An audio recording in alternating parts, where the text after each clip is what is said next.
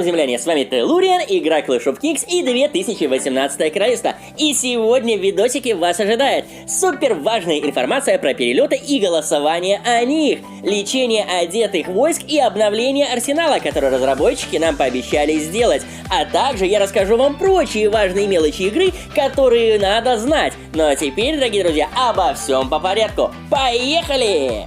Спешу вас возрадовать, дорогие лорды и лордихи! Появилась официальная информация о перелетах. В ВК-сообществе была обнародована запись, что 25 сентября на нас не зайдет благодать наших разработчиков и свершится чудо. Мы сможем с вами собрать чемоданчики и двинуться в путешествие. Надеюсь, в этот раз все пройдет более гладко и мы сами не двинемся головой из-за ошибок, как это было в последний раз. Лично я в этот раз никуда, слава богу, не собираюсь и остаюсь в 2018 госе. Но я искренне, дорогие друзья, переживаю за ваше моральное состояние, так как если история с косыми перелетами повторится и количество ошибок будет снова огромным, то многие из вас в очередной раз подсядут на валерьяночку и горячительные напиточки, дабы снять свой стресс из-за косорукости разработчиков. Но будем же оптимистами, надежда, как известно, умирает последней. Ну и так как благодать разрабов уже снизошла на нас сегодня, то неудивительно, что случилось невиданное чудесное чудо. Разработчики, боги Clash of Kings решили спросить у нас, смертных игроков.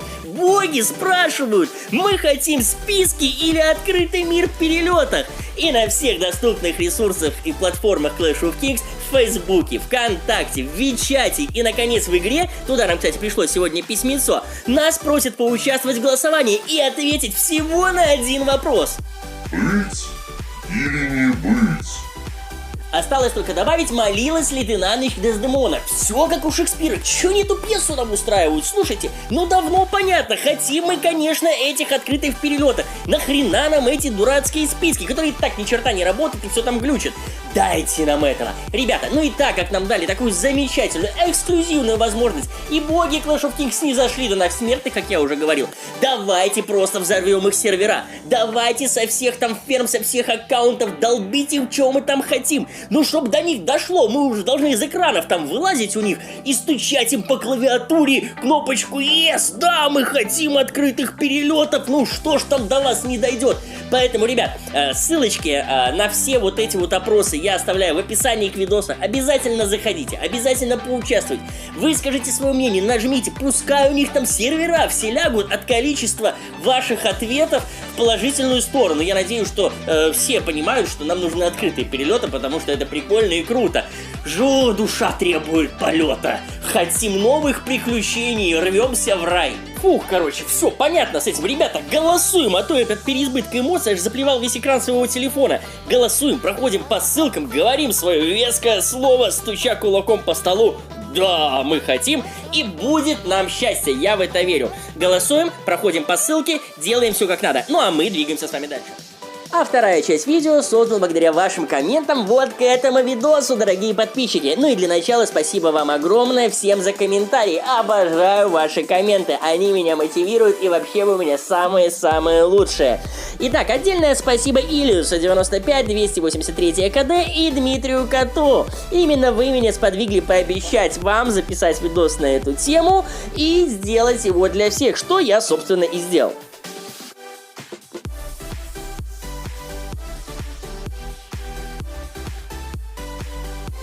Но для начала мы поговорим с вами о небольшом изменении. И поэтому неспешно такой походочкой мы двигаемся к арсеналу с вами, где, я напоминаю, мы можем сделать вооружение и одеть это вооружение на наших солдат. Для тех, кто не в теме, обязательно посмотрите мой обзорчик по этому вопросу, бегущая страна наверху и название видео на ваших экранах. Те, кто уже в теме, вы помните, что делать и одевать снаряжение очень дорого по очищенному железу и довольно дорого по ускорениям. И поэтому, ребята, нам недавно разработчики, точнее сегодня, прислали вот такое вот замечательное письмецо, которое называется «Корректировка арсенала». И здесь они говорят: ребят, мы исправим вам два этапа. Первый этап: мы снизим значительно очищенное железо для изготовления вооружения. И это есть хорошо, потому что требовалось его очень много, и это било нам по карману. И второй этап, они отменили время, необходимое для оснащения вооружения. То есть это круто, мы экономим ускоры. И еще один очень важный момент. Если вы все-таки уже воспроизвели, сделали там вооружение себе, то, ребятушки, вам вернут вот эту вот разницу по ускорениям и по очищенному железу. То есть будет некая компенсация в будущем. А подчеркиваю, на данный момент этого нет. И пока нас накормили очередным обещанием, но думаю, все-таки это придет. Поэтому ожидаем, ребят, компенсации, кто еще не сделал, кто сделал, а кто еще не сделал, то вам повезло, скоро все это уменьшится и будет гораздо круче. Я этим лично доволен, точнее.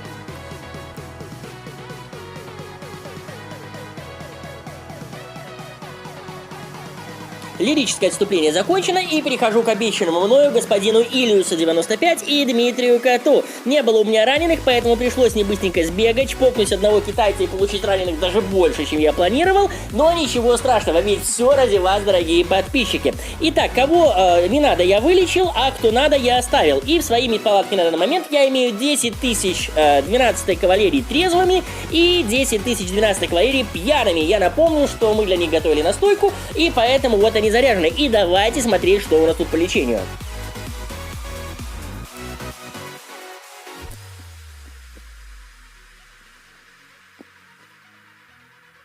Снизу мы видим с вами общее количество ресурсов, которые нам надо с вами для лечения 20 тысяч рыцарей Пегаса. И заряженных, и нет. Но пьяных мы пока убираем и оставляем только трезвых. Итак, для лечения 10 тысяч трезвых Пегасов нам надо 0 дерева, 140 тысяч единиц мифрила, 400 тысяч железа, 1 миллион жратвы и 632 единицы очищенного железа. В принципе, недорого и нормально. Теперь меняем ползунки и ставим наших заряженных бухих. И что же мы с вами видим? Дерево в 10 раз почти больше. Было 0, теперь 9,6 миллионов.